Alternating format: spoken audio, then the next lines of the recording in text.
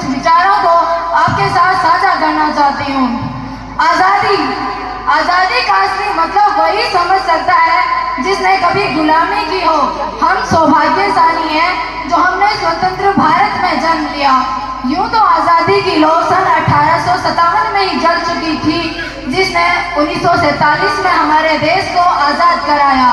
प्राचीन, मध्यकालीन और वर्तमान भारत के उदाहरणों से मैं स्पष्ट करना चाहूँगी कि जब हम फिरंगियों के फेरे में फंसे हुए थे तो रंग दे बसंती चोला की एक आवाज़ पर टोलों के टोले उमड़ आते थे और उनके इनकलाब जिंदाबाद और वंदे मातरम के नारों से खून में आ जाने वाला 5-5 डिग्री का तूफान अंग्रेजी शासन की जड़ें हिला देता था। उसके बाद 62, 65, 71 के युद्धों में अपना सुहाग गवा देने वाली औरत जब घर के हालात यूं हो जाया करते कि प्यार भी भरपूर गया, मांग का सिंदूर गया, नन्हे ननिहालों की लंगोटियां चली गई, छोटी छोटी बेटियों की चोटियां चली गई और एक ऐसा विस्फोट हुआ जिसमें पूरे जिस्म की कई बोटियां चली गई, जिसमें पूरे जिस्म की कई बोटियां चली गई।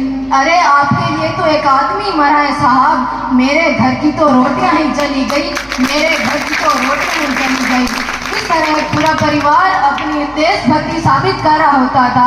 तब देश बलिदान मांगता था, तब देश लड़ जाने को कहता था, तब देश मर जाने मिट जाने को कहता था, किंतु आज देश लड़ जाने मर जाने को नहीं कहता।